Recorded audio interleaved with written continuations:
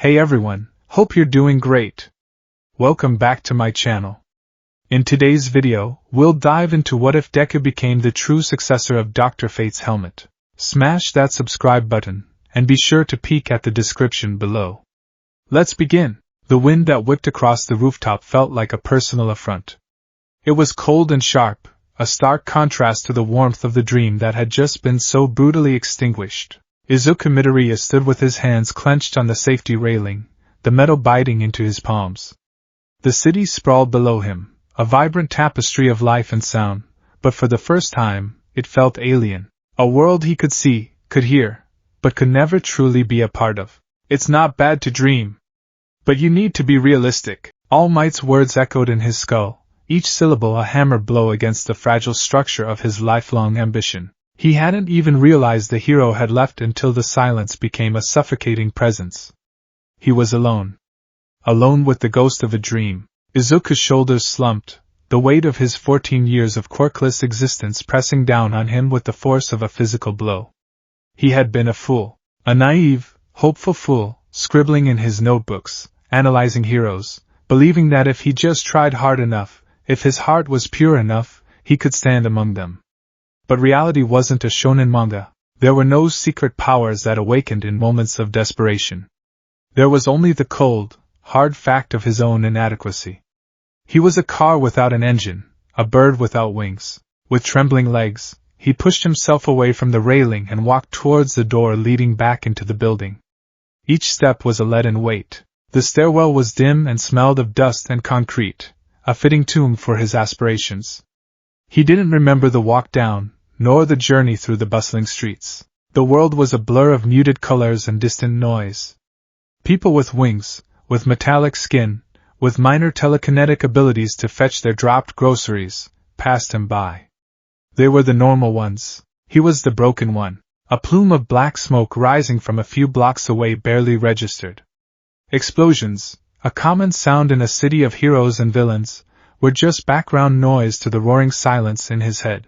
He clutched the strap of his yellow backpack, the charred and autographed pages of hero analysis for the future number 13 feeling like a mockery inside. What was the point of all that knowledge if he could never use it? He was just a fanboy, a Deku. Useless. The crowds grew thicker as he neared a familiar underpass. People were craning their necks, phones held high, a murmur of fear and excitement rippling through them. Izuku, pulled by some morbid curiosity, shuffled his way to the front. And then he saw it. The scene was one of controlled chaos. The narrow street was blocked by flames and wreckage. It was the same sludge villain that had attacked him earlier, the one All Might had captured in a soda bottle. It must have escaped when he'd been clinging to the hero's leg.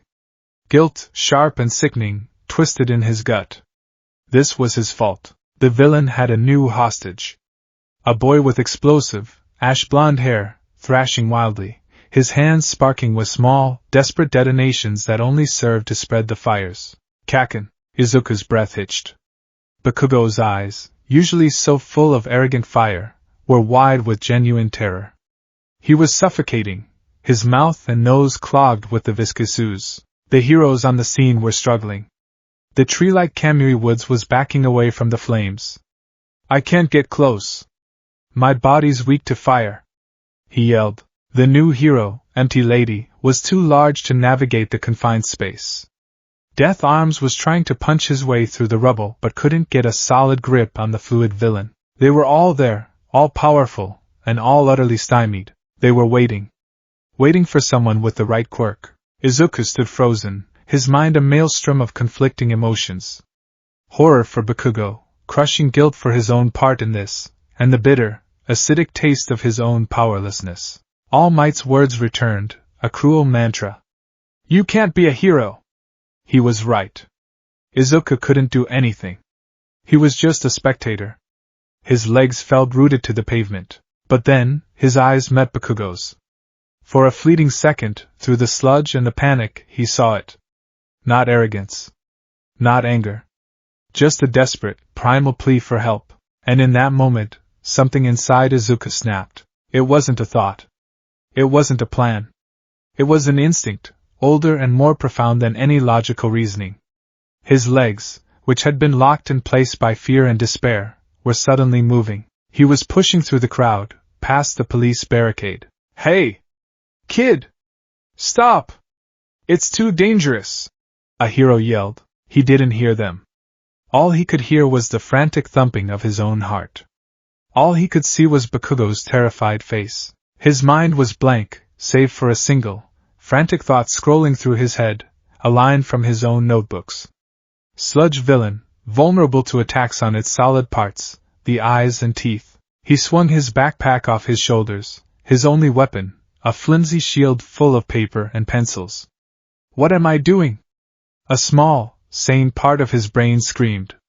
"I'm going to die," but he kept running. Bakugo, in a moment of furious struggle, let loose a powerful explosion. It did little to the villain but sent a shockwave outwards, blasting a nearby storefront and rattling the foundations of a small, neglected structure wedged between two larger buildings. It was a tiny, forgotten Inari shrine, its red paint faded and peeling, its stone lanterns covered in moss. The force of the blast cracked its foundation, and a section of its tiled roof crumbled inwards, shattering something that had been sealed within its stone heart for centuries.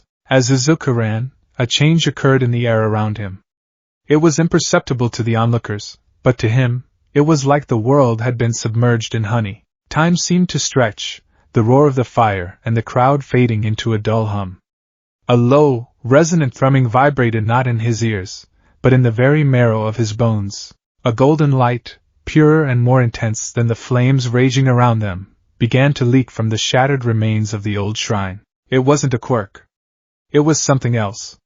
Something ancient. His desperate, selfless charge, his unyielding will to impose salvation upon a chaotic scene even at the cost of his own life, had acted like a key in a lock. His very soul, burning with a hero's conviction in a quirkless body, had resonated with the power sleeping in the shrine.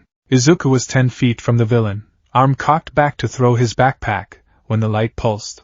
The thrumming intensified, and directly in his path, shimmering into existence from motes of golden dust, an object materialized. It was a helmet.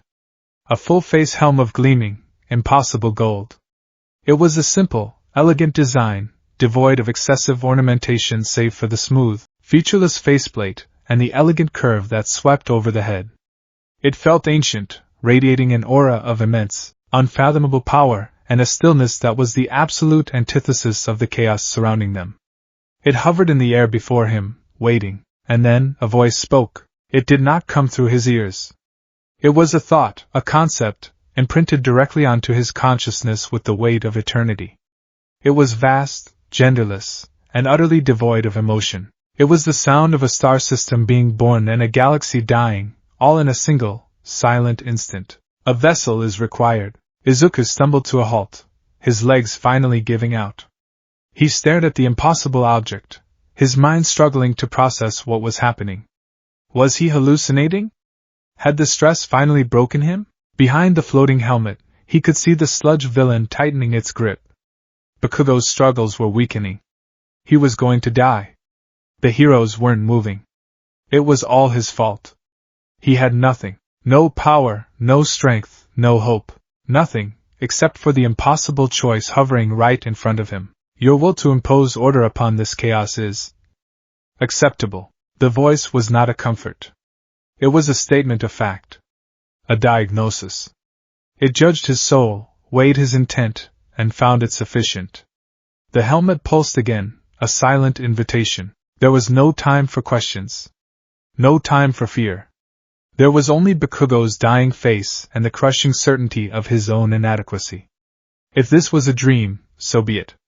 If this was a trick, it didn't matter. If it offered even a sliver of a chance to do the one thing he had always dreamed of doing, to save someone, he would take it. With a final, desperate sob, Izuku reached out with both hands. His small, scarred fingers, so used to clutching pens and notebooks, wrapped around the cool, smooth metal of the ancient helm. He lifted it, his arms shaking, and without a second thought, pulled it down over his head. The world ended, and was reborn in an instant. The moment the helmet settled over his scalp, Izuku's consciousness was obliterated. It was not darkness that greeted him, but an infinite, blinding light. A torrent of knowledge, of raw information, flooded his mind. He felt the birth of the universe, the slow cooling of nebulae into stars. He learned the mathematical language of creation, the syntax of reality itself. He witnessed empires rise and fall on 1,000 worlds, saw the march of time from its first tick to its final, wheezing gasp. It was 1 billion lifetimes of experience crammed into a single, agonizing microsecond. His body, a frail 14-year-old frame, seized up.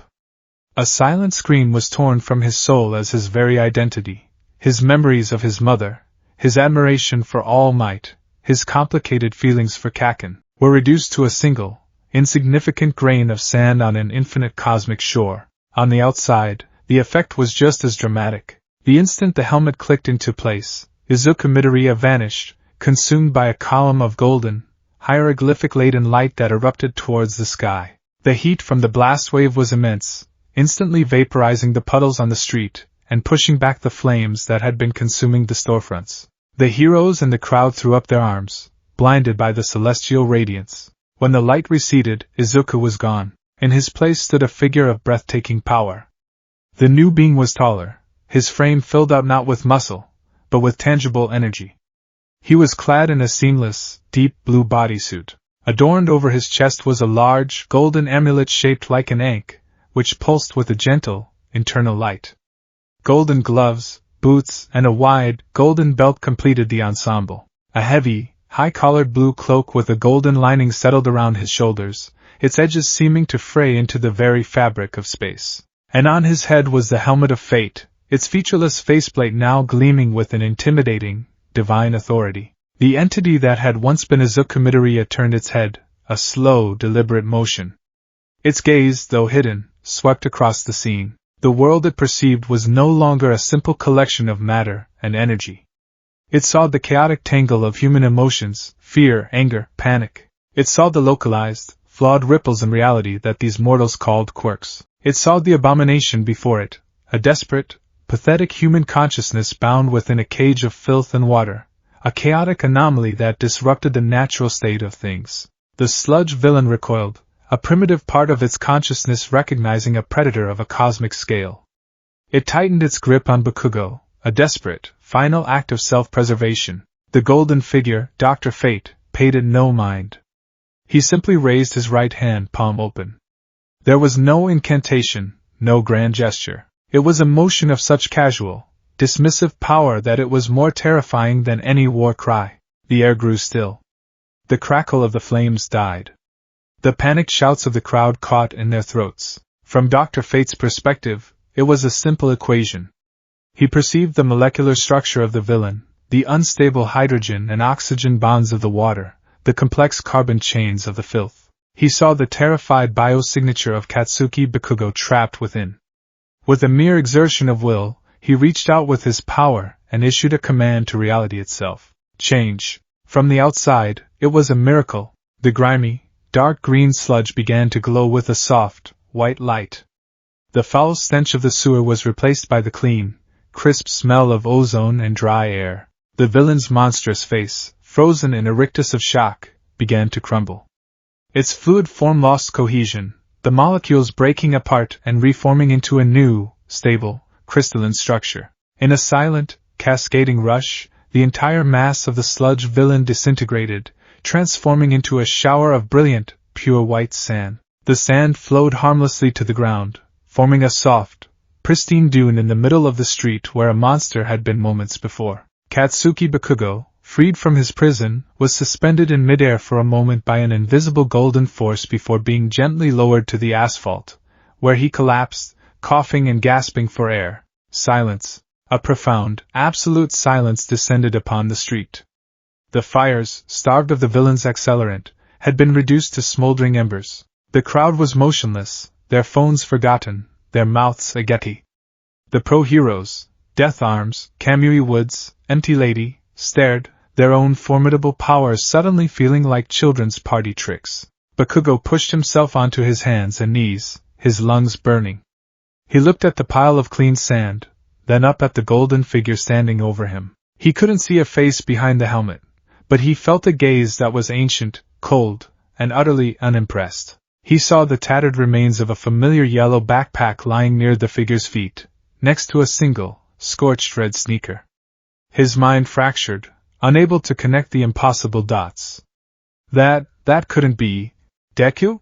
All Might, in his skeletal form, stood hidden in the stunned crowd. He had been about to force himself to transform, to risk it all, when the boy, the quirkless, crying boy from the rooftop, had run in. He had felt a surge of shame, then a spike of terror. And then, this? He stared at the golden being, at the sheer, casual rewriting of physics he had just witnessed. This wasn't a quirk. He had been a hero for decades, had fought all for one himself. He knew quirks. This was something else entirely. This was primordial. This was godlike. Dr. Fate stood impassively amidst the quiet awe and terror he had wrought. He observed the scene. The hostage was secure. The chaotic entity was neutralized. The immediate threat was eliminated. The equation was balanced. Deep inside the prison of his own mind, a tiny, terrified voice was screaming, "What's happening? Who are you? What did you do to me? Let me out!" Izuku Midoriya, the 14-year-old boy, hammered his consciousness against the walls of an infinite mind, a speck of dust trying to fight a hurricane. He was a passenger in his own body, a ghost in the machine, his terror and confusion a faint, tinny buzzing in the ears of a god. The consciousness that was now in control, the ancient being known as Nabu, paid the boy's frantic struggles no heed. They were the meaningless, emotional spasms of a temporary, mortal host, a necessary inconvenience. He had a singular, driving purpose, and it had been fulfilled. He lowered his hand. The entity in Izuku's body surveyed the silent street one last time, its faceless golden helmet catching the light of the setting sun. Then, in the dispassionate, resonant voice that had spoken to Izuku's soul, it spoke aloud for the first time. The sound echoed in the unnatural quiet, each word a pronouncement, a final, cosmic verdict. Order has been restored. Izuku Midoriya awoke to the gentle, familiar comfort of his own bed. Sunlight streamed through his window, illuminating the legion of All Might posters that covered his walls. The Silver Age hero smiled down at him, a beacon of cartoonish optimism. From the kitchen came the soft clatter of utensils and the savory aroma of miso soup and grilled fish. It was a perfectly ordinary morning, a flawless replica of thousands of mornings that had come before it, which was precisely how he knew it had all been a dream. A wave of relief, so profound it left him lightheaded, washed over him. He sank back into his pillow, a weak, trembling laugh escaping his lips. Of course, a magical helmet, a cosmic voice, turning the sludge villain into sand. It was the kind of elaborate, desperate fantasy a quirkless boy would conjure after having his dreams crushed by his number one idol. His mind, unable to cope with the trauma, had simply invented a power for him. A ridiculously overpowered, nonsensical power, but a power nonetheless. He sat up, rubbing the sleep from his eyes. The guilt from yesterday, his part in the villain's escape, still lingered like a bad taste in his mouth. And Kaken, he hoped Kaken was okay. He'd have to apologize. Or try to. The thought was daunting. His gaze swept across his cluttered room, notebooks piled on his desk, action figures arranged in heroic poses on his shelves, his slightly singed yellow backpack slumped by the door, and then it stopped. On his nightstand, placed neatly beside his all-might alarm clock, sat the helmet of fate. It wasn't a dream. The object was an impossibility in the mundane setting of his bedroom. It was a solid, physical thing, its polished gold surface capturing the morning light and refracting it in a way that seemed to bend space itself. It was flawless, without a single seam or weld mark, as if it had been poured from a dying star rather than forged by human hands. It radiated a palpable stillness, an ancient silence that seemed to absorb the cheerful sounds from the kitchen. The optimistic smile of the All Might poster behind it seemed foolish and naive in its presence. Izuku's breath caught in his throat. His heart began to pound a frantic, terrified rhythm against his ribs. He scrambled back, pressing himself against his headboard, his eyes wide. He could feel a scream building in his chest, a primal burst of terror that threatened to shatter the morning peace. "Izuku? Breakfast is ready, sweetie!" His mother's voice called from the kitchen. The sound shocked him back to a semblance of control. He couldn't scream. He couldn't let her see this. What could he possibly say? "Oh, morning, Mom. I found a magic helmet and a god possessed me to defeat a villain yesterday." She would think he'd finally lost his mind. She would call a doctor. They would take him away. They would take the helmet away. With trembling hands, he grabbed the spare blanket from the foot of his bed and threw it over the nightstand, hiding the impossible artifact from view. It was a flimsy, childish solution, but it was the only thing his panicked mind could conjure. He dressed with clumsy, jerky movements, his mind racing. The news. He had to see the news. He stumbled into the living room, where his mother, Inko Midoriya, was setting the table. She smiled at him, her expression warm but tinged with the familiar worry she always wore when looking at him. "Good morning, Izuku. You were so quiet when you came home last night. Is everything all right?" "Fine. I'm fine, Mom," he squeaked, his voice an octave higher than usual. He grabbed the remote and switched on the small television, feigning a casual interest. "Just tired. Long day." Inko's brow furrowed with concern, but she let it go. Izuku's eyes were glued to the screen, flipping through channels until he found a morning news broadcast. He didn't have to wait long. "The mysterious incident in the Musudafa shopping district continues to baffle authorities," a serious-looking news anchor reported. What started as a standard villain attack took a bizarre turn when an unknown entity appeared on the scene. The screen cut to grainy, shaky cell phone footage. Izuku's blood ran cold. He saw himself, or rather, the golden figure he had become, standing amidst the chaos. The footage captured the moment the sludge villain dissolved into a cascade of white sand. It was silent, eerie, and utterly unbelievable. Witnesses described the being, now being dubbed the Gilded Savior by netizens, as a hero clad in gold and blue. The anchor continued, her voice a mixture of professionalism and bewilderment. Pro-heroes on the scene were unable to identify the individual or their quirk, which appears to be some form of matter transmutation of an unprecedented scale. The individual disappeared from the scene shortly after neutralizing the threat. Authorities are asking for anyone with information to come forward. Izuku felt faint. He gripped the edge of the dining table to steady himself. It was real. It had all happened. He had done that. Or something inside him had. He risked a glance at his mother. She was watching the report with a look of wide-eyed astonishment, a hand pressed to her mouth. "My goodness," she whispered. "To turn a villain into sand, what a powerful quirk. I hope he's a hero." Izuku couldn't speak. He just nodded, forcing down a mouthful of rice that tasted like ash. A hero. That's what he had always wanted to be. But this didn't feel heroic. It felt terrifying. He hadn't been in control. He had been a prisoner in his own body, a helpless spectator to a display of cosmic power. After a breakfast he barely tasted, he retreated to the sanctuary of his room and closed the door. The lump under the blanket on his nightstand seemed to loom over the entire space, a silent, golden monolith of dread. He had to know more. He had to understand.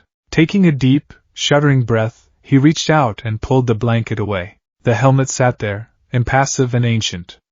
It felt expectant. As if it knew he would come back. Hesitantly, with a sense of both dread and morbid curiosity, he extended a single, trembling finger and touched its surface. The world dissolved. His room, the sunlight, the sounds of his home, it all vanished, not into darkness, but into a kaleidoscope of screaming, geometric light. He felt a sensation of infinite falling, of his physical body being unwound into a single thread of consciousness. The air, if it could be called that, tasted of ozone, ancient stone, and the faint, metallic tang of dying stars. He landed, not with a thud, but with a gentle settling of awareness. He was standing on a floor of polished obsidian that reflected a star-filled cosmos above. Except the stars were not points of light but glowing, arcane symbols that shifted and reformed in a silent, celestial dance. He was in a library. A library of impossible scale. Shelves carved from solidified moonlight stretched up into an infinite, vaulted ceiling. They were lined not with books, but with shimmering orbs of light, crystalline tablets, and scrolls of woven space-time. Each object pulsed with a quiet, immense power. He could feel, on some instinctive level, that this place contained the answer to every question that had ever been or ever would be asked. This was the Tower of Fate, and he was not alone. You have returned, mortal. It came from everywhere and nowhere at once. Izuku whipped around, his heart, a phantom sensation in this non-physical space, hammering. Who are you? What is this place? What did you do to me? The questions tumbled out, laced with panic. I am Nabu. This tower is a vestige of my consciousness, a nexus of knowledge. And I did nothing to you that you did not permit. You donned the helm. You accepted the role. Role? What role? I was trying to save someone. Izuku yelled into the infinite space, his voice sounding small and childish, a noble impulse. Primitive, but functional. The voice was utterly devoid of inflection. It was like being analyzed by a supercomputer. You possess a will to impose order, an unrefined, emotion-driven will, but potent nonetheless. It is what drew the helm to you. It is what makes you a suitable host. Host? Like a parasite? The word felt slimy, violating. A parasite drains. I provide. We are a symbiosis. I am a lord of order. An immaterial being from the dawn of creation. My purpose is to combat the forces of chaos that seek to unravel reality. Izuku's head swam. Lords of order. Chaos. Creation. This was too much. But my world, the heroes, the quirks, what does any of that have to do with you? A section of the library seemed to shimmer. An image formed in the air before Izuku, a vast, intricate tapestry woven from threads of golden light. It was beautiful, perfect, humming with a silent, cosmic harmony. This is reality as it was meant to be. Ordered. Stable. Predictable. Then tiny, discordant threads of garish color began to appear in the tapestry. They frayed the golden strands, creating knots, tangles, and chaotic patterns that disrupted the perfect design. And this, the voice of Nabu continued, is what you call quirks. They are not the next stage of evolution, as your primitive science suggests. They are flaws. Random, unstable fluctuations in the fabric of existence. Localized bursts of chaos. Most are insignificant, harmless. But they are symptoms of a deeper sickness. A growing entropy. Izuku stared at the corrupted tapestry, horrified. So you're here to, what? Get rid of quirks? The idea was terrifying. Quirks were a part of who people were. His own lack of one was what had defined his entire life. Their existence is a consequence, not a cause. I am here to combat the source. There is a focal point of chaos on this planet, a singularity of entropy that gathers these erratic energies unto itself, amplifying the discord. An agent of the great chaos. Nabu didn't name him, but Izuku felt a chill that had nothing to do with the non-existent temperature of the tower. A great villain. A force of pure chaos. And you need me for this? Izuku asked, gesturing to his own phantom form. Why? You're a god.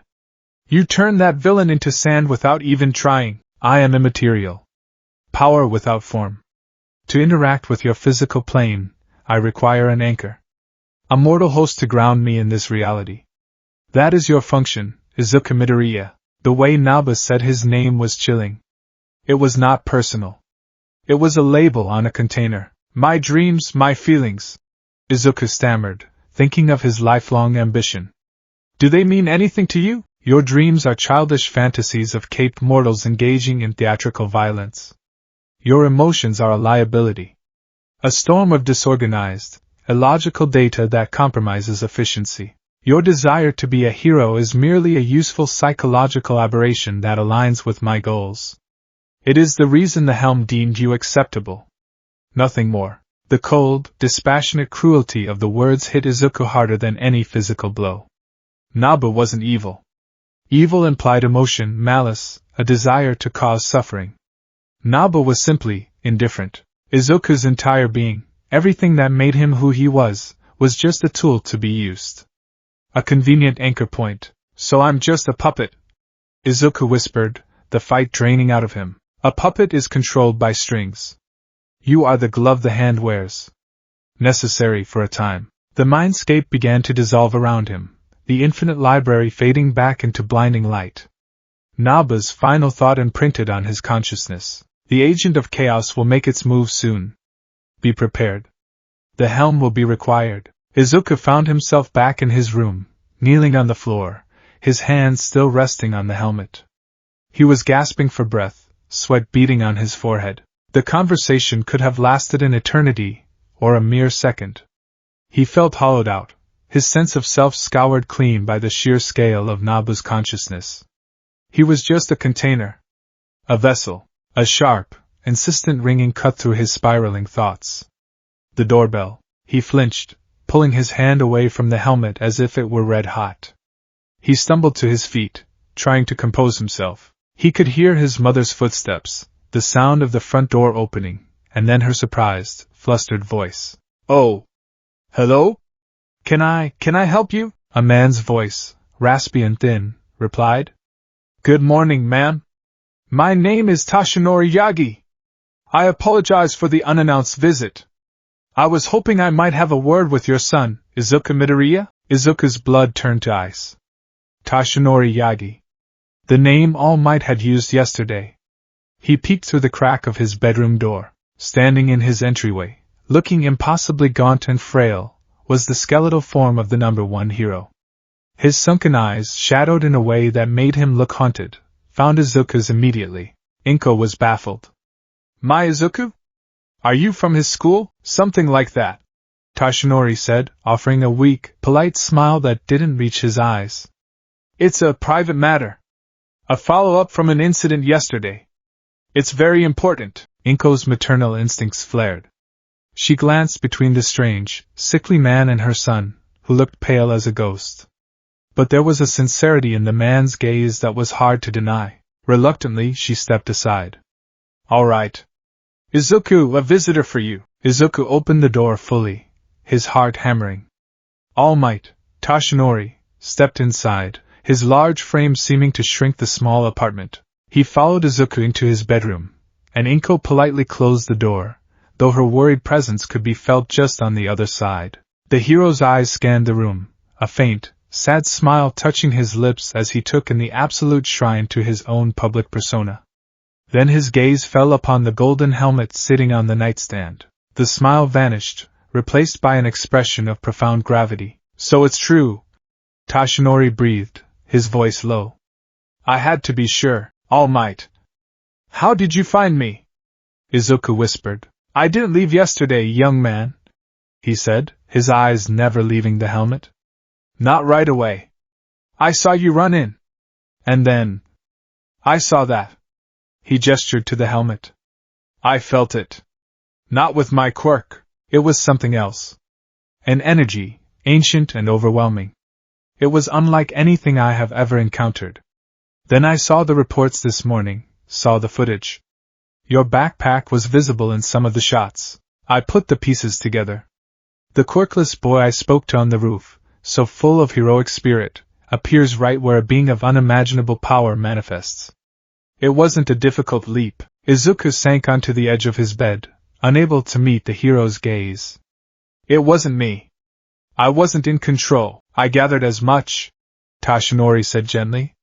He sat down in Izuku's desk chair, which creaked alarmingly under his weight. He looked weary, older than he had yesterday. "Tell me everything, young Midoriya. Don't leave anything out." And so, Izuku did. He told him about the voice, the transformation, the feeling of being a prisoner in his own mind. He told him about the mindscape, the Tower of Fate, and the cold, cosmic entity that called itself Nabu. He explained the Lords of Order, the war with chaos, and how quirks were seen as flaws in reality. It all sounded insane, like the ramblings of a madman, and with every word, Izuku expected All Might to stand up, call him delusional, and leave. But he didn't. He just listened, his expression growing more and more serious, his skeletal fingers steepled before him. When Izuku finally fell silent, the room was heavy with a tense quiet. "A Lord of Order," Toshinori murmured, more to himself than to Izuku. "It would explain the power. It also explains the danger." He finally looked at Izuku, his blue eyes piercing. "Young Midoriya, you have stumbled upon a power greater than any quirk. It is a force of nature wearing a human face. And that face is yours. You understand the gravity of this, don't you? Izuku nodded, miserable. It just wants to use me as an anchor. It doesn't care about me. It doesn't care about saving people, not really. It just cares about order. And that is why I am here, All Might said, his voice firming with a familiar resolve. Yesterday on that roof, I told you that you couldn't be a hero without a quirk. I was wrong. I was projecting my own limitations, my own narrow view of the world onto you. What you did, running towards that villain when all the pros were frozen, that was more heroic than anything I saw all day. Izuku's head snapped up, his eyes wide and brimming with tears. That power, Toshinori continued, gesturing to the helmet. Nabu, it does not have a hero's heart. It is a cosmic force, as you said. It has a purpose, but it does not have compassion. But you, young Midoriya, you do. That is the most crucial part of this equation. He leaned forward, his expression intense. I came here with an offer. The power I hold, one for all, was meant for a successor. But what you have, it eclipses my quirk entirely. To give you one for all now would be like adding a bucket of water to a tsunami. It's meaningless. But my duty as a mentor, as the symbol of peace, is not just to pass on my power. It is to foster the next generation of heroism. He took a deep breath. I cannot teach you how to use that power. I doubt anyone on earth can.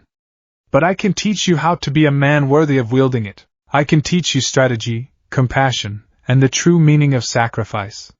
I can help you learn to control not the magic, but the being that wields it.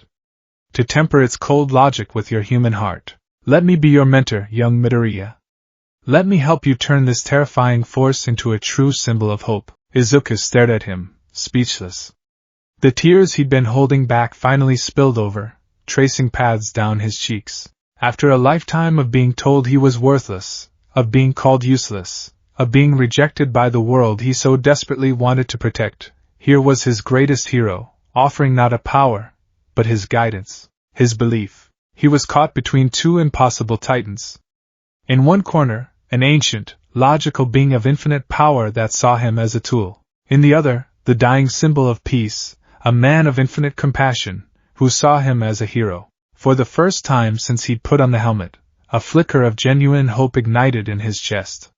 His dream wasn't dead. It had been shattered, reforged into something larger, stranger, and infinitely more terrifying.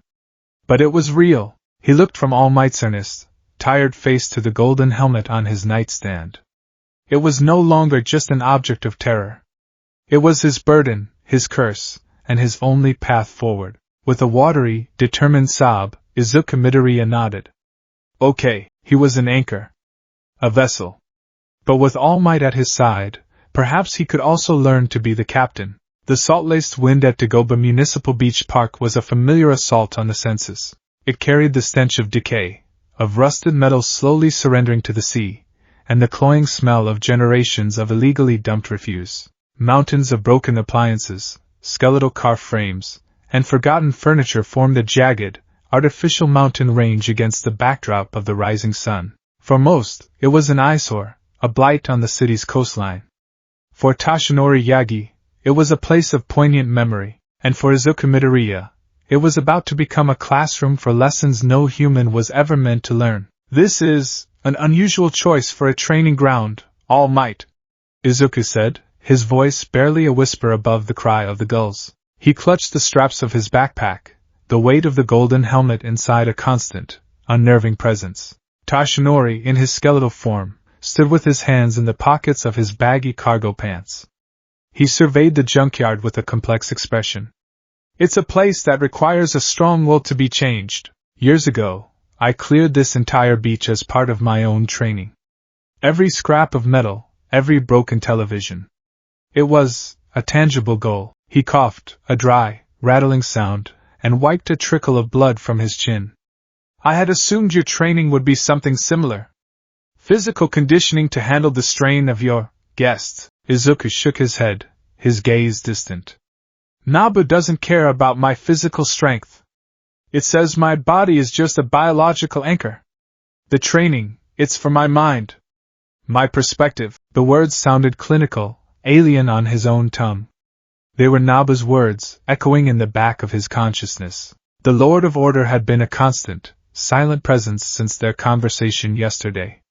It was like having a vast, sleeping supercomputer wired directly into his soul. It didn't speak unless addressed, but its sheer cognitive weight was a pressure Izuku could always feel, a silent judgment on his every fleeting, emotional thought. Well, Tashinori said, forcing a measure of cheer into his voice. Whatever it is, I am here. To observe. To advise. To pull you back if things get too intense. He looked at Izuku, his sunken eyes conveying a deep, paternal concern. You are not alone in this, young Midoriya. Izuku gave him a small, grateful smile. It was the only thing keeping the terror at bay.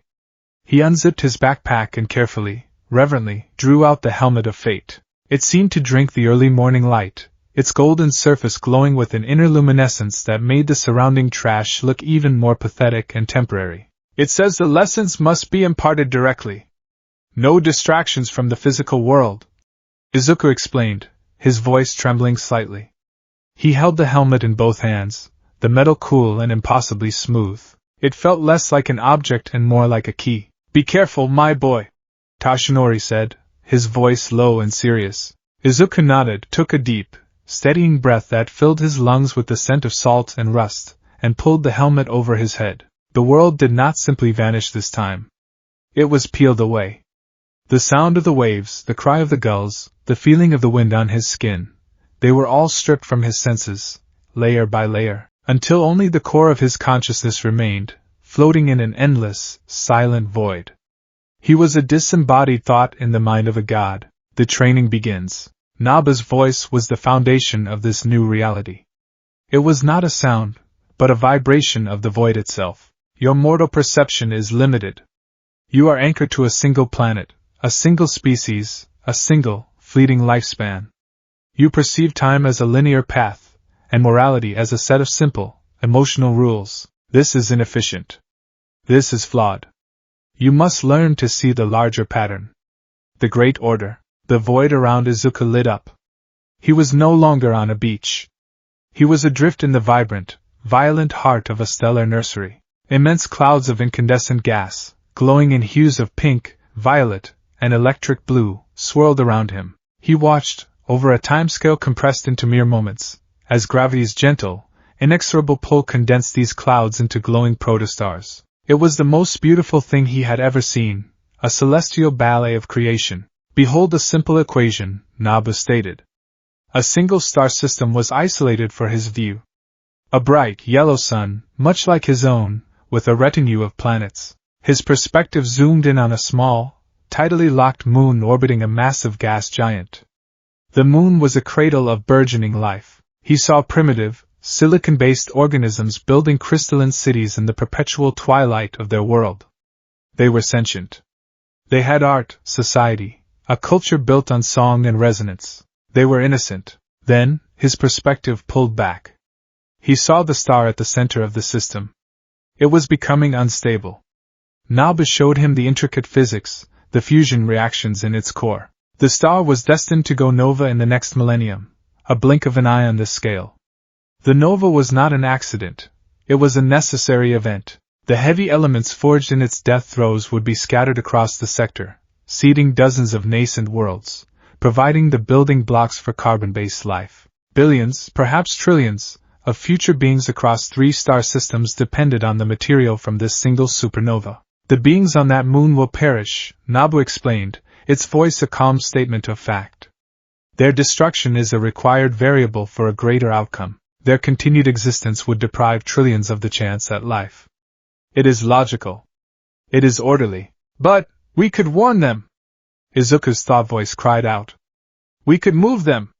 With your power, we could build them a new world! To intervene would be to introduce a chaotic variable. Evacuating them would expend immense energy and disrupt the gravitational balance of this sector, causing unforeseen cascading failures. Their civilization is primitive. They would not survive relocation. Their species is fated for extinction. Their sacrifice will create more life than it consumes. The net result is a positive. It is the only logical course of action. Observe and accept. No! Izuku protested, a wave of sickness washing over him. They're alive! They have families, art, they have a right to exist. It's not a sacrifice if they don't have a choice. It's murder! You apply a mortal, emotional framework to a cosmic equation. Murder is an irrelevant concept. There is only balance and imbalance. Their continued existence is an imbalance. This is the first lesson. The needs of the whole, the great order, supersede the sentimental value of the part. Individuals are temporary. The pattern is eternal. The vision faded, leaving Izuku floating once more in the silent void, the phantom screams of a civilization he had never met echoing in his soul. He felt nauseous, his human empathy a raw, exposed nerve in the face of such colossal, cold logic. Your emotional response is noted and dismissed, Nabu stated. It is a flaw in your processing. We will move to a scenario more suited to your limited frame of reference. The void shifted again. This time, the image was terrifyingly familiar. He was hovering above a futuristic vision of Japan. Bullet trains zipped along elevated tracks, holographic advertisements danced on towering skyscrapers. It was the world he knew, but perhaps 50 years in the future. His attention was drawn to a single bullet train, a silver spear hurtling across the landscape. His perspective shifted inside. The train was packed with passengers. In one car, a school bus had been loaded for transport to an off-site educational retreat. It was full of young children, their faces bright with excitement, their laughter filling the car. Izuku counted 30 of them, plus their teachers. Then, an alarm blared. A section of the track ahead had suffered a catastrophic failure due to a villain attack that had happened moments before. The train's braking system was compromised. It was careening towards a switch point. Nabu presented him with the scenario. The train cannot be stopped. It can only be diverted. Track A, the current path, leads into the damaged section. Derailment is a statistical certainty. All 324 passengers, including the 30 children, will perish. Track B is a decommissioned maintenance spur. It is clear for several kilometers, allowing for a safe deceleration. However, there is an obstacle. His perspective shifted to Track B. Standing on the rails, his back to the oncoming train, was a single man. He was sketching in a notepad, so engrossed in his work he was oblivious to the danger. This man is Dr. Kenji Tanaka, Nabu explained, displaying a stream of data next to the man's image. A brilliant but eccentric biogeneticist. He is currently on the verge of a breakthrough. Within 18 months, his research will produce a cure for a new, highly virulent strain of the metacapability virus, a plague that will emerge in 7 months and is projected to cause the deaths of approximately 4.5 million people worldwide. Izuku's blood ran cold. It was a trolley problem from hell. Your choice is simple, Nabu stated, its voice unwavering. Sacrifice 324 lives, including 30 children, to save 4.5 million. Or sacrifice 4.5 million to save 324. The logical, orderly choice is clear. The death of one man, Dr. Tanaka, prevents the cure. Divert the train. Save the passengers. Wait. That was the opposite of what he expected. Save the passengers? Izuku thought, confused. But you just said millions would die. Correct. But Dr. Tanaka's work, while beneficial, is also a chaotic influence. His cure would accelerate quark research, leading to artificial quark development, and eventually, a quark singularity event within 2 centuries that will render your planet uninhabitable. His death, and the deaths of the 4.5 million, is a tragic but necessary pruning. It prevents a greater, extinction-level chaos. The death of the 324 passengers is a minor, short-term loss with no significant impact on the timeline. Therefore, the most orderly solution is to allow the train to crash. Izuku felt like he was going to be sick. Nabu's logic was a twisted, horrifying labyrinth. It wasn't about saving the most lives. It was about preserving a sterile, predictable pattern, even at the cost of millions. It was the logic of a gardener who would burn an entire forest to ashes to prevent a single, non-native weed from spreading. No! No! There has to be another way. Izuku screamed into the void. We have the power of a god! We can fix the track! We can teleport the train! We can warn the man! We can do all three! Your refusal to accept the necessity of sacrifice is your greatest flaw, Nabu stated, a hint of something that might have been frustration, if an emotionless being could feel it, entering its tone. You seek a third option where none exists. Intervention on that scale creates ripples, paradoxes, further chaos. Sometimes, order is maintained not by action, but by allowing the logical, if unpleasant, outcome to proceed. Your task is not to save everyone. Your task is to preserve the pattern, to choose the lesser of two chaotic outcomes. Make the choice, vessel. The scene intensified. He could hear the laughter of the children, the frantic shouts of the train conductor. He could see the serene, focused look on the scientist's face. The train was bearing down on the switch point. I won't choose. I refuse to choose. Failure to choose is a choice. The train will crash. The 324 will die. This is the default, orderly outcome. You have failed the test. The vision twisted. Nabu, in its cold, pedagogical cruelty, forced him to watch. He saw the train leap from the tracks, a horrifying screech of tortured metal. He saw the cars crumple like paper, saw the explosion, the fire. He was forced to witness the aftermath, the silent, smoking ruin. Nabu made him feel the absence of those 324 lives, a sudden, gaping hole in the fabric of existence. Then, it showed him the alternative, the single, crushed body of the scientist, and the subsequent, slow, agonizing spread of a global plague. Hospitals overflowing, cities quarantined, millions dead. He was trapped between two apocalypses, one small and immediate, one large and protracted. And Nabu was telling him the smaller one was the correct one. It was too much. On the filthy shores of Dagoba Beach, Tashinori Yagi watched in horror. Izuku had been standing perfectly still for 10 minutes, the golden helmet hiding his expression. But now, his body was convulsing. A low, agonized moan escaped his lips, muffled by the helm. His knees buckled, and he dropped into the sand, his hands scrabbling at the sides of the helmet, his fingers too weak and clumsy to get a grip. Young Midoriya! Tashinori yelled, rushing to his side. Izuku! Can you hear me? Fight it! He grabbed Izuku's shoulders, but it was like touching a statue connected to a high-voltage wire. The boy was trembling uncontrollably, his breathing ragged and hitched. Whatever it's showing you, it's not your reality! Tashinori shouted, his voice desperate. He didn't know if Izuku could even hear him, but he had to try. Don't let it break you! Your heart, your spirit, that's your power, not the helmet. Remember that.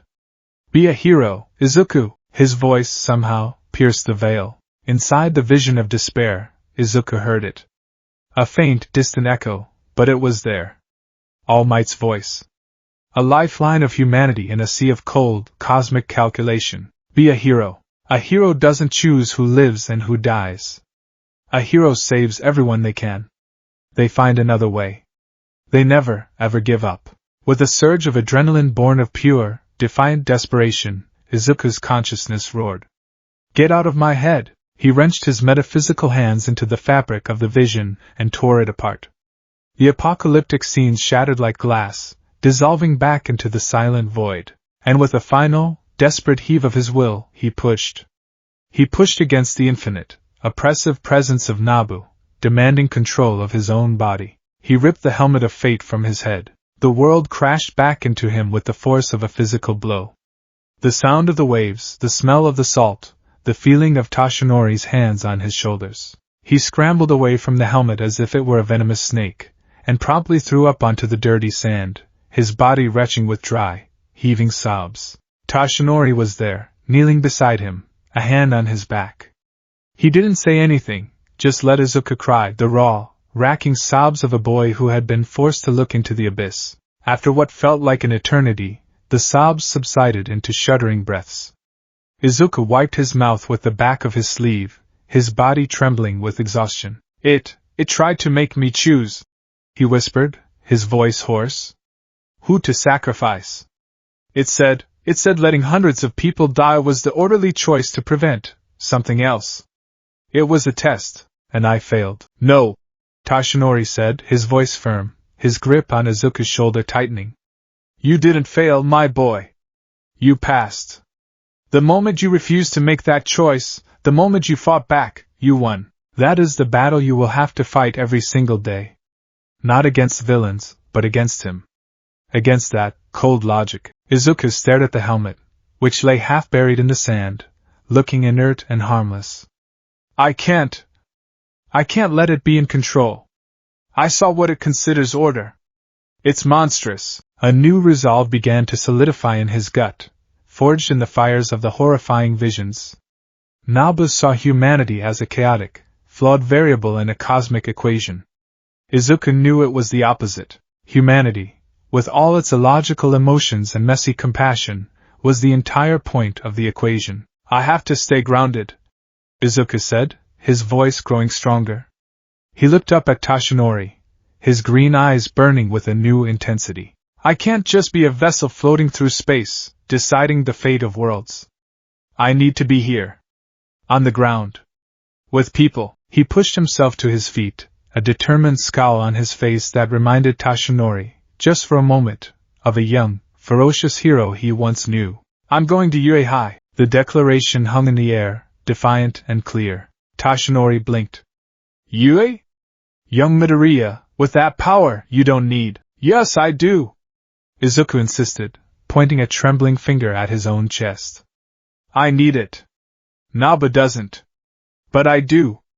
I need to learn what it means to be a hero in this world, not just a cosmic warden. I need to be around other people who want to save people. I need to understand them. To protect this world, I have to be a part of it. If I just listen to Nabu, I'll lose myself. I'll become just like it. He turned his gaze back to the helmet, his expression hard. He didn't need to put it on to speak to the being within. He focused his will, directing his thoughts at the silent intelligence he knew was listening. Are you hearing this, Nabu? I'm not going to be your puppet. I'm going to be a hero. My way. And that starts at Yue. There was a long, silent pause. The pressure in the back of his mind shifted, an almost imperceptible change. Then, Nabu's voice echoed in his consciousness, as cold and dispassionate as ever. The institution known as Yue High is the premier training facility for this planet's sanctioned meta-capability enforcers. Infiltrating this institution would provide valuable intelligence regarding the power structures, defensive capabilities, and potential threats of the current era. It is an efficient strategy for long-term threat assessment. Your proposal, while born from emotional contamination, is logically sound. I will permit it. Izuku almost laughed. Of course. Nabu couldn't comprehend his reasoning, but it could twist it into a cold, tactical advantage. He would take it. It agrees, Izuku said to All Might, a grim smile on his face. It thinks it's a good way to gather intelligence. Toshinori managed a small smile in return, though his eyes were still full of concern. A means to an end. For both of you, it seems. He stood up, brushing the sand from his pants. All right then, young Midoriya. Yui it is. The entrance exam is in 10 months. You'll need to be ready. Izuku nodded, his determination hardening into steel. He looked at the helmet. He knew that putting it on would be the key to passing any physical test Yui could throw at him. But he couldn't rely on it. He couldn't let himself become dependent on the power that came with such a terrible price to his soul. He had to have something of his own. His eyes fell on a small, rusted piece of rebar sticking out of the sand. He focused on it, channeling the memory of the power that had flowed through him. He remembered the feeling of Nabu rewriting reality, the sensation of pure will imposing itself on matter. He tried to replicate it, just a tiny fraction of it, without the helmet as a conduit. Move, he thought, his brow furrowed in concentration. He reached out with his mind, trying to grasp the piece of metal. A sharp, stabbing pain erupted behind his eyes.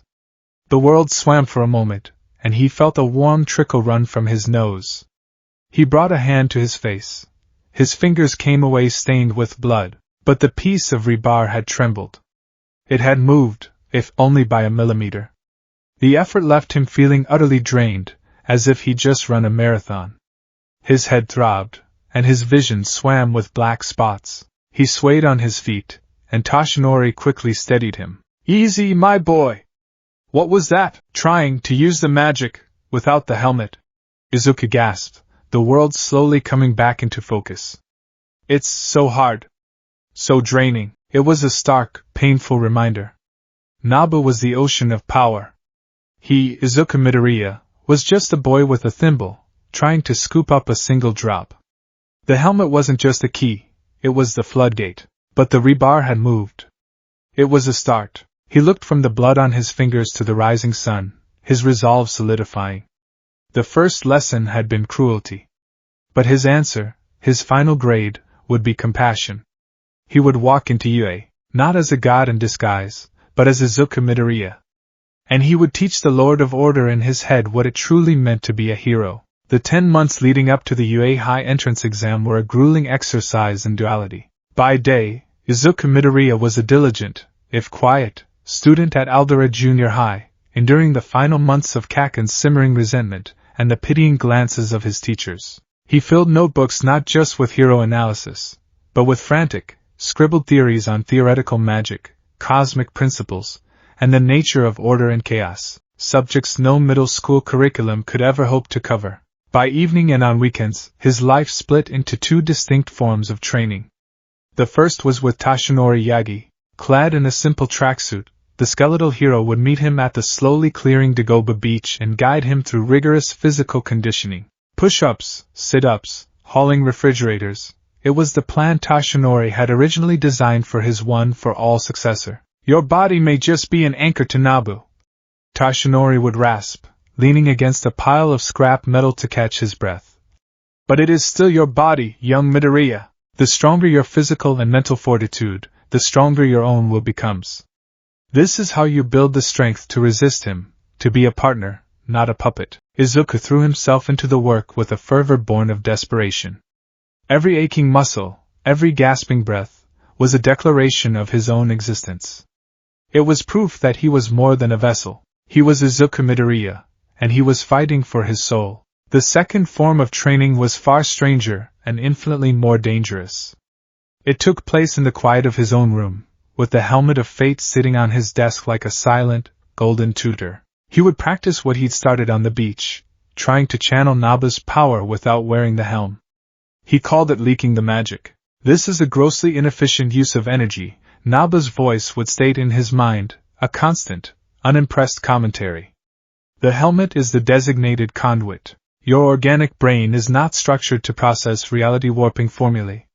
Continued attempts risk cerebral hemorrhage." Izuku ignored the warnings. He would focus on a pencil until his head throbbed and blood dripped from his nose, just to make it levitate a few inches. He spent a week learning to conjure a tiny, flickering ball of golden light in his palm, an effort that left him so drained he'd sleep for 12 hours straight. It was excruciatingly slow progress, like learning to paint the Mona Lisa with a single bristle brush.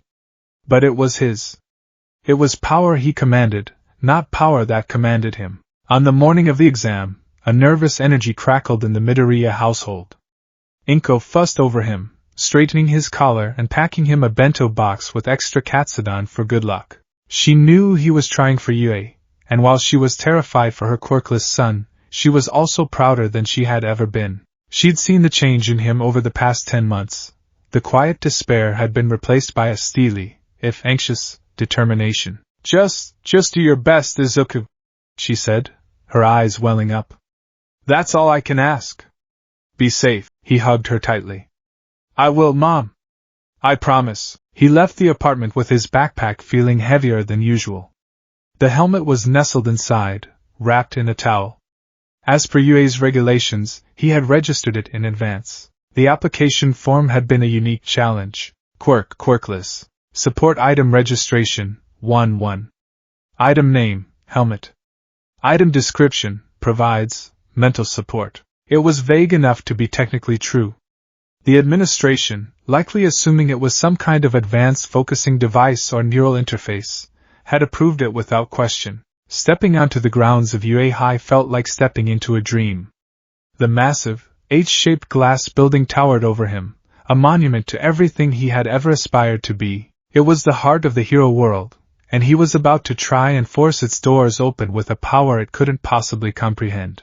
He was surrounded by a sea of other teenagers, all buzzing with nervous energy and casually displaying their impressive quirks. A girl with snakes for hair, a boy with engine calves, another whose skin shimmered like rock. Izuku clutched his backpack straps and felt a familiar, sharp pang of inadequacy. He took a step forward, tripped over his own feet, and pitched forward, destined for a face full of pavement. But before he could fall, he stopped, hovering an inch from the ground. A gentle, warm hand was pressed against his back. "Whoa there! Are you okay?" a cheerful voice asked. He was gently lifted back to his feet. He turned to see a girl with a round, friendly face, rosy cheeks, and a short brown bob.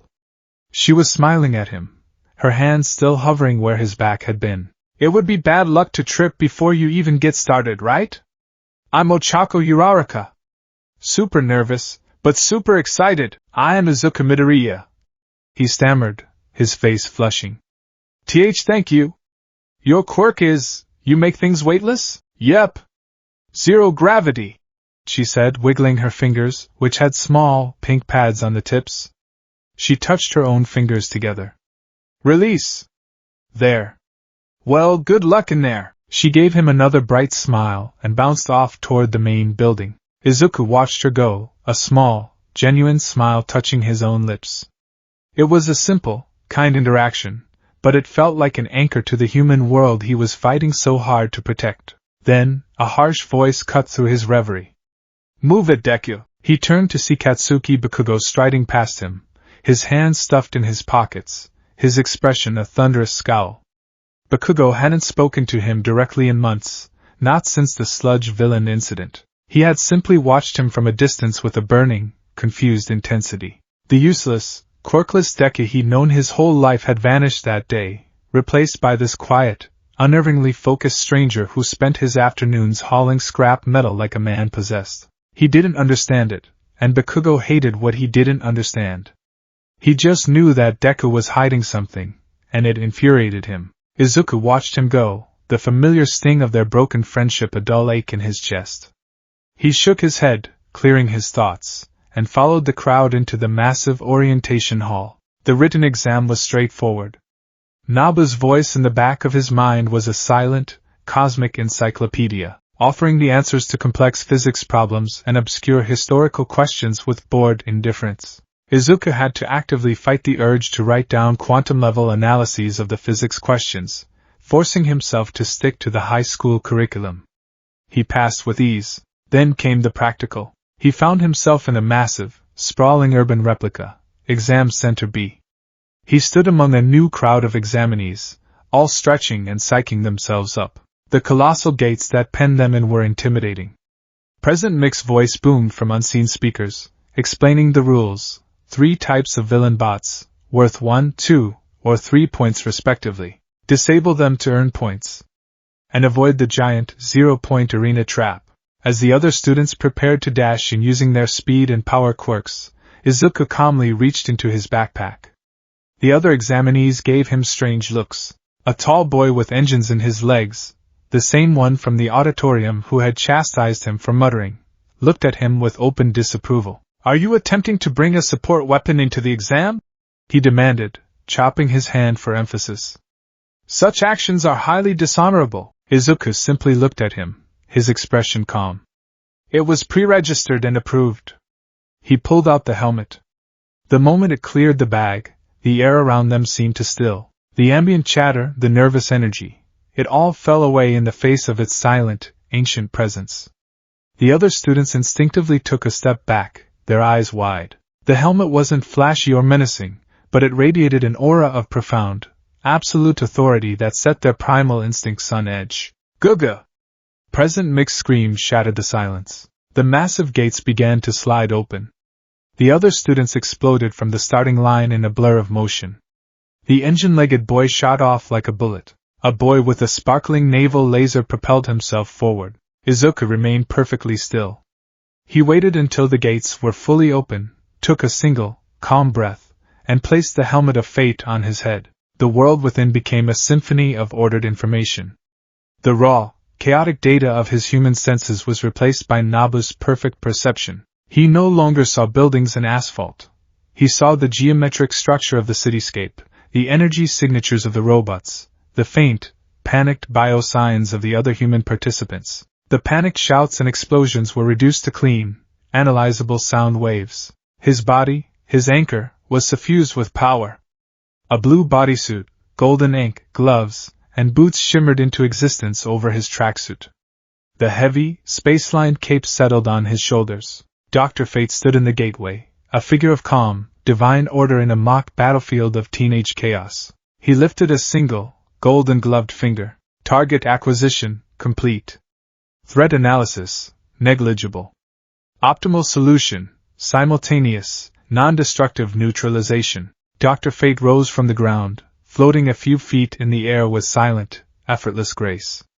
He extended his hands, palms open. A one-point bot, a sleek, green machine on a single tread, rounded a corner, its red optic sensor locking onto a girl with long, vine-like hair. It raised a pincer arm to strike. Before it could move, a shimmering golden cord of light shot out from Dr. Fate's hand, wrapped around the robot, and constricted. The robot didn't explode. It simply folded in on itself, crushed into a perfect, compact cube of metal with a soft whump.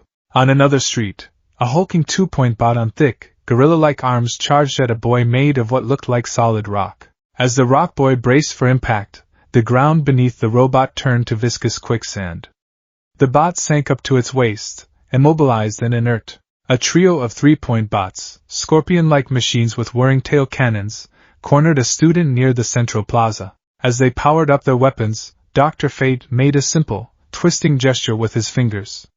The air around the three bots shimmered and distorted. With a sound like folding paper, the three machines were teleported, not away, but into each other, fusing into a single, grotesque sculpture of sparking, useless metal. He moved through the city like a phantom, his feet never touching the ground. He wasn't frantic. He wasn't rushed. There was an unnerving economy of motion to his actions. He didn't smash. He didn't destroy. He simply imposed order.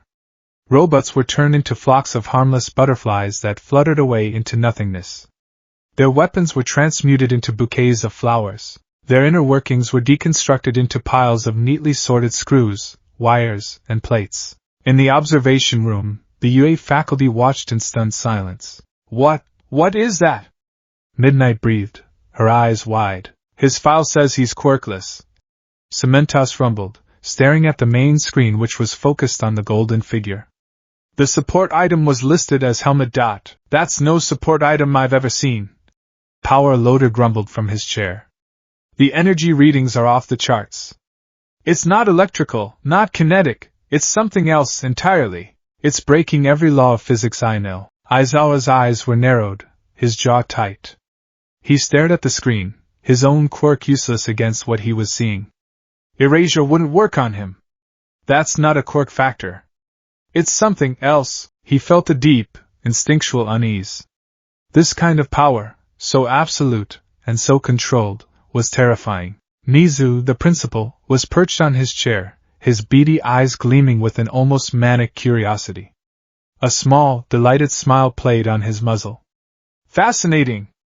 Absolutely fascinating! He is not accumulating villain points through destruction, but his actions are undeniably effective. All Might, in his skeletal form, watched from the back of the room, a swell of pride mixed with a heavy dose of apprehension. He saw Izuku in there, somewhere beneath the cosmic power. The being wasn't killing, wasn't causing collateral damage. In fact, it was doing the opposite. But the sheer, casual scale of the power was enough to make his blood run cold. Back in the exam area, the other students were beginning to notice. Hey, did you see that? A student whispered, pointing to where a bot had just been turned into a harmless garden gnome. The guy in the gold helmet? I saw him. Another replied, wide-eyed. He just waved his hand. He's not even breaking a sweat. Bakugo was a whirlwind of explosive fury. He blasted his way through the city, racking up points with brutal efficiency. Every explosion was a roar of frustration. 7 points. 15 points. 28 points. He could feel it though. The number of active bots was dwindling far faster than he could account for. He'd round a corner, expecting a fight, only to find a pile of inert metal or a robot neatly tied into a pretzel. He'd catch a glimpse of a blue cape disappearing around a building, a flash of gold in the sky. A rage unlike any he had ever known began to build in his chest. This was Deku. It had to be.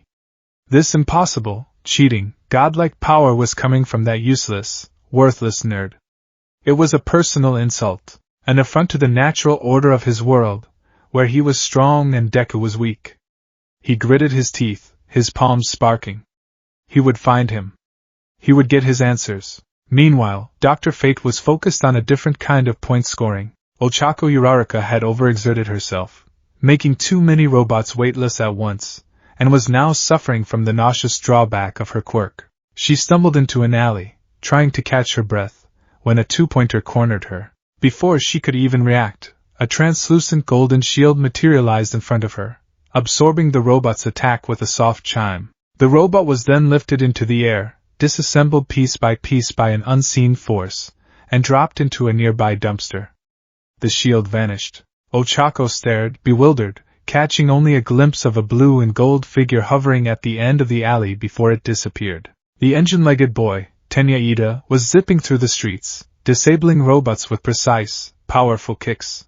But as he rounded a corner at high speed, his footfalls dislodged a huge chunk of facade from a damaged building above him. He was moving too fast to stop, and the massive block of concrete was falling directly into his path. Suddenly, time seemed to slow. The concrete block stopped in midair, held by a glowing golden aura. It was gently levitated to the side and set down on the pavement with a soft thud.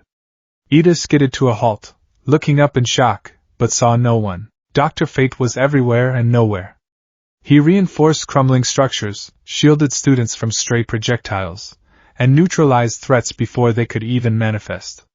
He accrued 0 villain points, but his rescue point tally, a metric the students didn't even know was being actively tracked, was skyrocketing into unprecedented territory. Then, the ground began to tremble.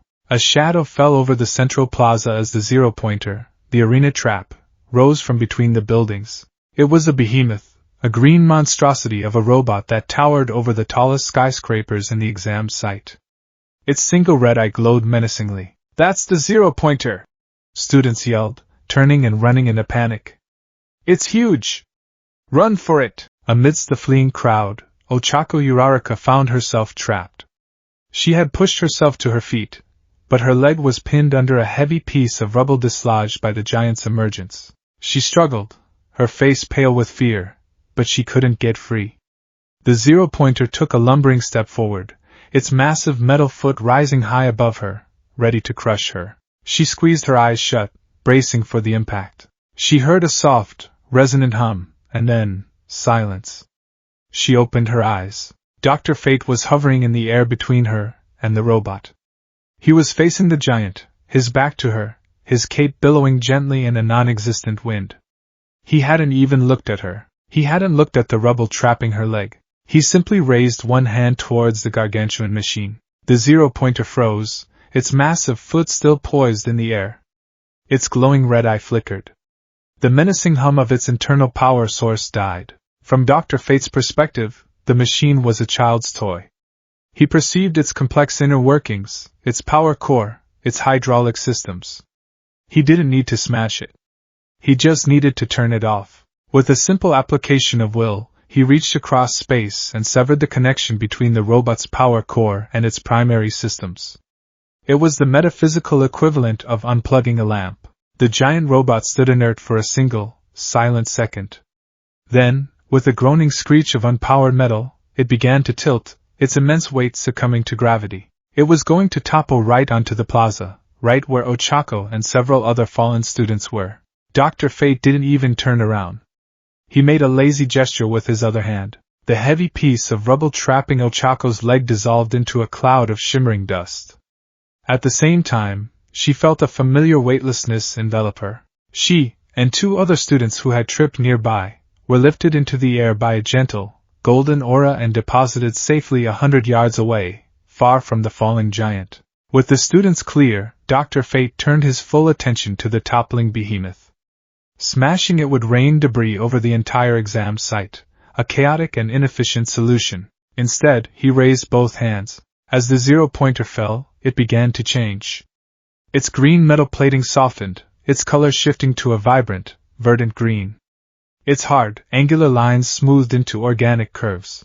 Wires and hydraulics became vines and branches. By the time it hit the ground, it was no longer a robot. It was a colossal, intricately carved wooden statue of a thinking man, which landed with a soft, woody thud that sent a shower of harmless leaves into the air. It was a monument to order, created from a tool of chaos. Silence fell over Exam Center B. The remaining students, Bakugo and Ida included, stared at the impossible wooden statue, then at the golden figure hovering before it. The sheer, casual, reality-bending power on display was so far beyond anything they had ever conceived of as a quirk that their minds couldn't process it. It was like watching a child's drawing come to life and defeat a tank. Bakugo stood half a block away, his fists clenched so tight his knuckles were white. His explosions felt like firecrackers. His power, the power he had built his entire identity around, was nothing. He was staring at the back of the person he had belittled his entire life, and for the first time, Katsuki Bakugo felt a new and terrifying emotion, true, absolute awe. And it made him sick with rage. "Time's up!" President Mick's voice boomed, signaling the end of the exam. Dr. Fate lowered himself gently to the ground. The golden helmet on his head seemed to survey the now peaceful cityscape, taking in the neatly cubed robots, the immobilized machines, and the giant wooden statue.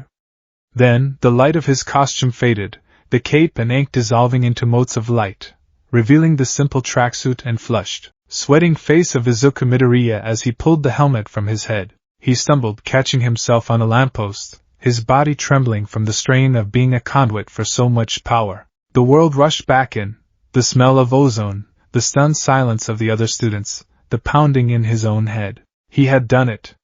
He had passed the exam without accumulating a single villain point, and without compromising his vow to save, not destroy. He had shown them, shown Nabu, that there was another way. A better way. He looked up and saw dozens of eyes fixed on him. Eyes full of confusion, suspicion, and a dawning, terrifying respect. His life as Izuku Midoriya, the quirkless nobody, was officially over. From now on, he would be something else entirely. He was the anomaly. The boy with the golden helmet. The agent of fate. The week between the entrance exam and the arrival of acceptance letters was a unique form of torture. For Izuku, it was a purgatory of anxious waiting, punctuated by the silent, oppressive weight of Nabu's consciousness. The Lord of Order was utterly unconcerned with the outcome. The probability of your acceptance is 98.7%, it had stated in his mind one sleepless night. Your performance, while deviating from standard evaluation metrics, resulted in the highest recorded rescue point total in the institution's history. Furthermore, the unprecedented nature of the power displayed makes your rejection an irrational act from an institution dedicated to the study of meta-capabilities. Your anxiety is illogical. It's not illogical, it's human. Izuku had muttered into his pillow, a refrain that had become his constant, weary argument against the god in his head. When the letter finally came, a thick envelope with the prestigious UA seal, his hands trembled so much he could barely open it. His mother hovered behind him, wringing her hands, her own nervousness a palpable aura in their small living room. A small metal disc clattered onto the table and a hologram flickered to life. It was All Might, looking robust and healthy in his hero form, beaming at the camera. "I am here!" he boomed, though the volume was adjusted for a small apartment. "In hologram form! Congratulations, young Midoriya, on your acceptance into UA High!" Inko gasped, tears already springing to her eyes. Izuku felt a wave of dizzying relief, his knees going weak. All Might continued. "Your performance in the practical exam was unorthodox. While you scored a perfect 0 in villain points, the judges were compelled to look deeper. It was my suggestion, you see. A hero course that rejects those who save others is no hero course at all." The screen behind him replayed footage from the exam, a golden shield protecting Ochako, a falling piece of rubble being gently set aside, and finally, the reality-bending transformation of the zero-pointer. Your unprecedented rescue point total of 120 blew every other record out of the water. You passed with flying colors. The hologram then shifted, and All Might's expression grew more serious. There is another reason you are here today. The nature of your ability has raised many questions. Yui, and Principal Nisa in particular, is an institution that thrives on the unknown. They see not a risk, but potential. A potential we must guide carefully. Your journey will be unlike any other, young Midoriya. But it is a journey you have earned the right to take. He gave one final, brilliant smile. Welcome, Izuku Midoriya. This is your hero academia. The hologram vanished. Izuku stared at the empty space, tears streaming freely down his face. He'd done it. He was in. He turned and threw his arms around his mother, who was sobbing with a mixture of overwhelming pride and profound fear for her son.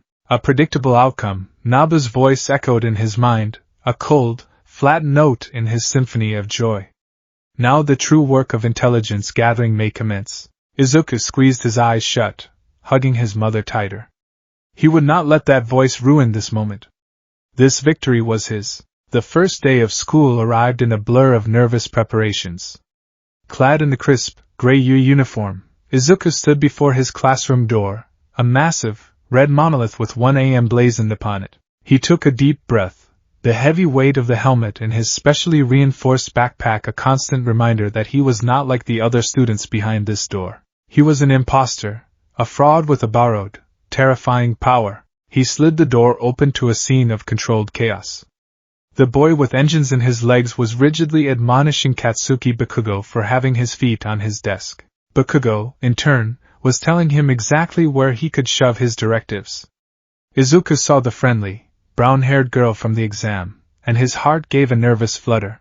Most of the other 20 students were milling about, sizing each other up, a mix of bravado and anxiety filling the air. It's him, a voice whispered. The guy from the exam? Another replied, not bothering to lower their voice. The one who turned the big robot into a tree or something? No way. He looks so plain. The classroom chatter died down as heads turned in his direction. Izuku felt 100 eyes on him, a wave of scrutiny that made his skin prickle. They weren't looking at Izuku Midoriya. They were looking at the gilded savior, the quirkless anomaly who had rewritten the rules of the entrance exam. He froze in the doorway, his social anxiety warring with the sheer intimidation of the moment. Ah, you're here! A cheerful voice said. It was Ochako Uraraka. She bounced over to him, her smile a welcome beacon in the sea of staring faces. I'm so glad we're in the same class. That thing you did at the exam was incredible. With the giant robot, and how you saved me from that rubble. It just vanished. What's your quirk? It's gotta be something amazing. Before Izuku could stammer out a reply, the tall, blue-haired boy marched over, his arm chopping stiffly. I must apologize, he said, bowing at a perfect 90-degree angle. I am Tenya Ida, from Semi-Private Academy. I misjudged you at the exam orientation. I assumed you were a frivolous individual, but you clearly understood the true nature of the test better than any of us. You are a far superior student. And no, it's okay, you don't have to. Izuku mumbled, completely overwhelmed. If you're here to make friends, then you can pack up and leave. A new voice, tired and utterly devoid of enthusiasm, cut through the room. Everyone turned to see a man lying on the floor by the teacher's desk, cocooned in a yellow sleeping bag. He looked like a weary, unkempt caterpillar.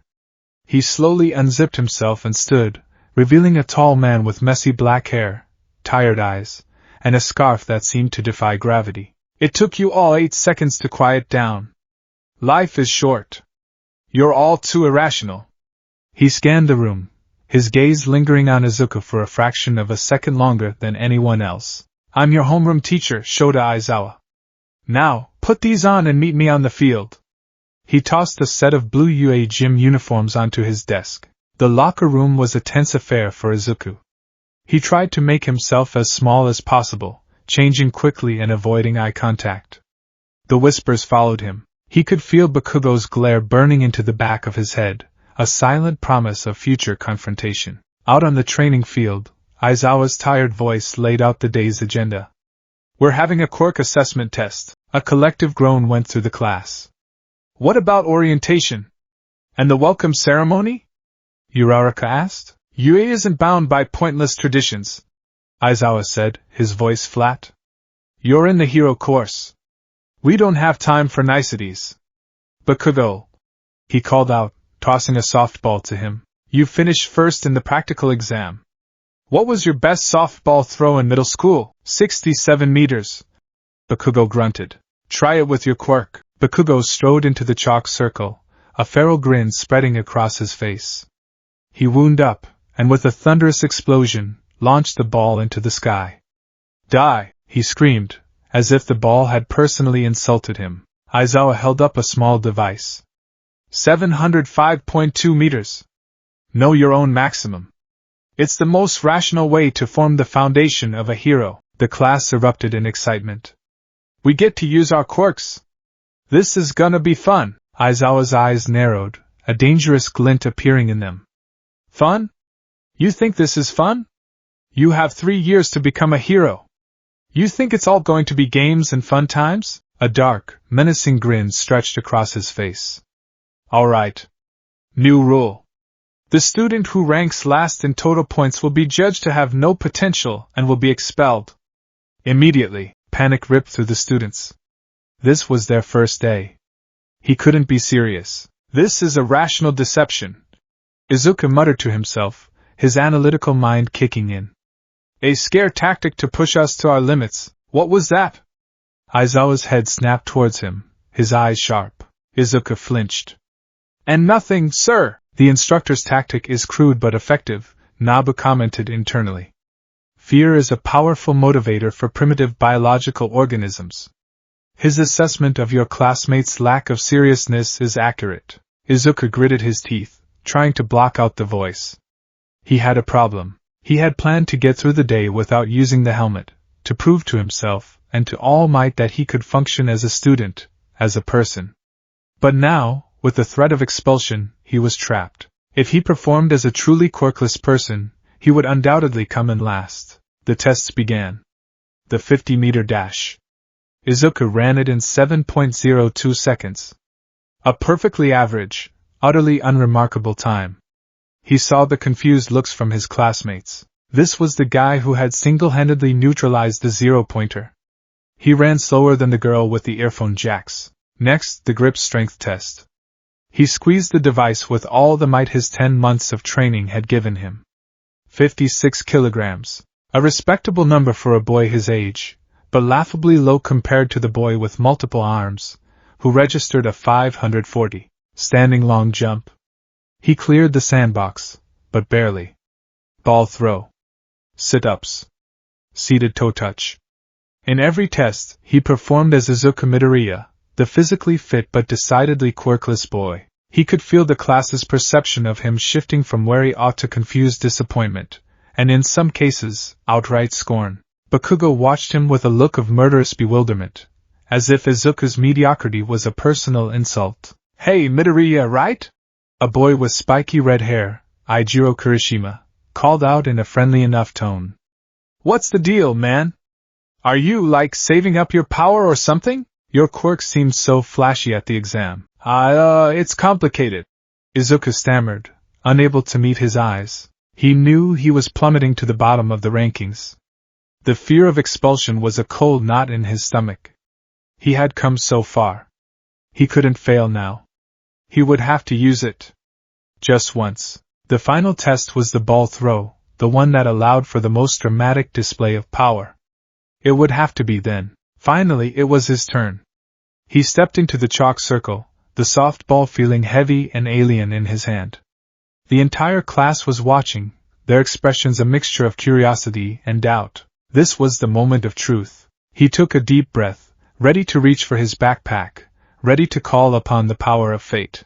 Midoriya. Aizawa's voice was low, but it cut through the air like a knife. Izuku looked up. The teacher's eyes were glowing a faint, menacing red. His black hair was floating around his head, and his scarf had unfurled, writhing like captured serpents. I was watching you at the entrance exam. Aizawa said, his tone dangerously calm. A power that rewrites matter, teleports objects, and neutralizes a machine the size of a skyscraper without so much as a shockwave. And yet, here, you've been performing like an average, quirkless student. Izuku felt a jolt of pure ice in his veins. Aizawa had been paying closer attention than he thought. I have a theory, Aizawa continued, taking a slow step forward. A power like that, it must come with a severe drawback.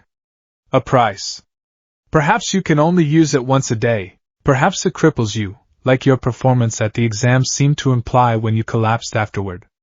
A hero who can only fire one spectacular shot before becoming useless is a liability on the battlefield. A hero who can't control their power is a menace. He wasn't entirely wrong. The price wasn't physical, but mental and spiritual. The drawback was losing himself to Nabu. I'm erasing your quirk, Aizawa stated, his red gaze unwavering. Izuku felt nothing. There was no sensation of loss, no feeling of power being drained away. There was nothing for Aizawa's quirk to grab onto. The mortal known as Aizawa is attempting to use his biological anomaly to nullify your connection to the helm, Nabu's voice analyzed coolly. His ability targets the expression of the quirk factor gene, as you possess no such gene, and the power of fate is not a biological function but a fundamental cosmic constant. His attempt is akin to a child using a magnet to stop the tide. It is futile. No, Aizawa said, his voice dropping to a growl. Throw the ball. Let me see what you can do on your own, without that flashy, uncontrollable power. Show me you have any potential at all beyond being a one-trick pony. Izuku stood frozen. This was it. The moment he had been dreading. Aizawa was forcing his hand, but not in the way he expected. He was being challenged to prove he was more than the helmet. He looked at his hand, at the ball. He thought of the 10 months of grueling physical labor with all might. He thought of the nosebleeds, the headaches, the sheer, agonizing effort it took to leak even a tiny spark of magic. It wasn't much. It was a pathetic drop compared to Nabu's ocean. But it was his. He closed his eyes and focused. He didn't reach for the infinite well of Nabu's power. He reached for the tiny, flickering ember of it that he had cultivated himself. A single, golden spark. He wrapped that spark around the ball, a shimmering, barely visible aura of light. It was all he could manage. The effort sent a lance of pain through his skull. He wound up and threw the ball with every ounce of strength his trained body possessed. He screamed, a raw cry of exertion and defiance. The ball flew, trailing a faint golden comet's tail. It went far, farther than his middle school record. Aizawa's device beeped. 78.4 meters. A ripple of murmurs went through the class. It was a good throw. A respectable, athletic throw. But it was nothing. Nothing compared to Bakugo's 705 meters or Uraraka's infinity. It was the throw of someone with a very minor, very weak enhancement quirk. Bakugo stared, his jaw slack. What the hell was that? That wasn't the godlike power from the exam. That was pathetic. But it also wasn't quirkless. He felt a fresh wave of confused rage. What was Deku's game? Aizawa's hair settled down, his eyes returning to normal. He looked at Izuku, a flicker of something unreadable in his gaze, not anger, but a deep, calculating curiosity. So you can regulate it. It's not just an all-or-nothing explosion. That's something, at least. He seemed to be speaking more to himself than to Izuku. He had his answer. The boy wasn't a one-trick pony. He was just an enigma, but Izuku knew it wasn't enough. 78.4 meters was not the score of a future hero. It was the score of someone clinging to the bottom rung. He was still last. He was still going to be expelled. He looked at Aizawa, at the faces of his classmates, at the UA grounds. He had fought too hard. He had endured Nabu's horrifying lessons. He had bled and sweat and cried for this chance. He would not let it be taken away. He made a decision. Sensei, Izuku said, his voice quiet but steady, cutting through the murmurs. You are mistaken. Aizawa raised an eyebrow. Oh? Enlighten me. You believe my power is a quirk, Izuku said, walking calmly to his backpack and retrieving the helmet of fate. The class gasped. Ida looked ready to admonish him again. You believe you can erase it. You believe it can be measured on your scale. He held the helmet in his hands, its golden surface seeming to hum with a silent, ancient energy. You are a rational man, Aizawa-sensei. You believe in what you can see, what you can measure, what you can nullify. But there are forces in this universe that are beyond your rational understanding. He lifted the helmet. What I am about to show you is one of them. He placed the helmet of fate on his head. The transformation was not explosive. It was absolute. The world seemed to hold its breath. The blue and gold costume of Dr. Fate flowed over his gym uniform like liquid light. The ink of fate materialized on his chest, pulsing with a soft, internal glow. He floated an inch off the ground, the very laws of gravity a polite suggestion he was choosing to ignore. The chattering of his classmates, the wind, the distant sounds of the city, it all fell into a profound, reverent silence around him. Aizawa's eyes widened, his professional apathy shattering for the first time. He activated his quirk again instinctively. His hair flew up, his eyes blazed red, and he stared directly at the golden-helmed figure. It had no effect. Dr. Fate didn't even seem to notice. The figure turned its featureless faceplate towards Aizawa. When it spoke, the voice was not Izuku's. It was a calm, resonant, multi-layered chorus that seemed to vibrate in the very atoms of the air. It was the voice of Nabu, speaking through his vessel. This is not a quirk, the voice echoed across the field, a declaration of cosmic fact. It is the fundamental law of this reality. And your attempts to interface with it are irrelevant. Dr. Fate held up a hand, and a new soft ball materialized from motes of golden light. He didn't wind up. He didn't brace himself. He simply held the ball in his open palm. Observe. He tossed the ball lightly into the air. It rose a few feet, and then it vanished. There was no sonic boom, no distortion in the air. It was simply there one moment, and gone the next. The class stared, completely baffled. Bakugo's jaw was hanging open. Aizawa was frozen, his mind struggling to comprehend what he had just witnessed. His scoring device let out a long, piercing shriek. He looked down at the screen. Where a number should have been, there was only a single, glowing symbol, infinity. Infinity. The ball had not traveled an infinite distance.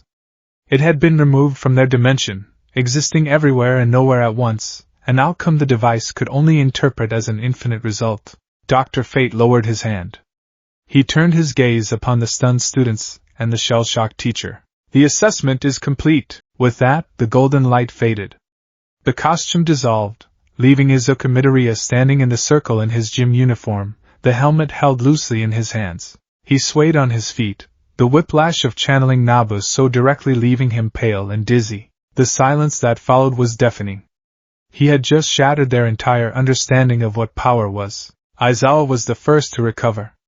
He blinked, shaking his head as if to clear it. He looked at Izuku, at the infinity symbol on his device, and then at the rest of his terrified, awestruck students. A slow, tired, utterly feral grin spread across his face. Now that, he said, his voice a low, excited rasp, is what I call potential. He clicked off the device. Oh, and by the way, the expulsion thing was a rational deception. Welcome to UA. The relief that washed over the class was instantly drowned out by a cacophony of indignant shouts. Izuku barely heard them. He was leaning on his knees, catching his breath, the echo of Nabu's voice still ringing in his soul. Later, as they were heading back to the classroom, he felt a tap on his shoulder. He turned to see Ida and Uraraka. Ida pushed his glasses up his nose, though his usual stiff demeanor was slightly flustered. Midoriya! Your demonstration was utterly beyond my comprehension, but your dedication to achieving results, however unorthodox, is commendable. I retract my earlier assumption that you were not taking this seriously. Uraraka was practically vibrating with excitement. Deku, is it okay if I call you that? It sounds kinda like you can do it, she said, not waiting for an answer. That was insane. So your quirk lets you summon a super powerful armored guy. Or is it a transformation? You said it wasn't a quirk. What did you mean by that? Is that helmet, like, a super advanced support item? Her barrage of questions was overwhelming, but it was also friendly. Genuinely curious, not suspicious or afraid. For the first time all day, Izuku felt a warmth spread through his chest that had nothing to do with magic. "It's really complicated," he said, a small, tired smile on his face. "But thank you. And yeah, Deku is fine. I kinda like it, coming from you." He glanced past them and saw Bakugo staring at him from down the hall. There was no mockery in his eyes. Only a burning, confused, and utterly furious intensity. Their rivalry had just been rewritten. He was no longer the pebble in Bakugo's path. He was the mountain. As they walked back to class, with Ida lecturing on the importance of clear communication regarding one's abilities and Uraraka asking a million more questions, Izuku felt a fragile sense of hope bloom within him. He was an anomaly. A quirkless boy with the power of a god he barely controlled. He was a vessel for a being that saw his friends as chaotic, primitive organisms. But he was here. He was in UA. He had friends. He could feel Nabu's silent presence, analyzing, observing. It did not approve of this inefficient social bonding. It did not understand. But for now, it was quiet. Izuku Midoriya looked at his new friends, and for the first time, he truly believed he could do this. He could have his dream and manage his new, terrifying reality. He could walk the impossible line between being a boy and being a lord of order. He just had to never, ever let go of the hands reaching out to him.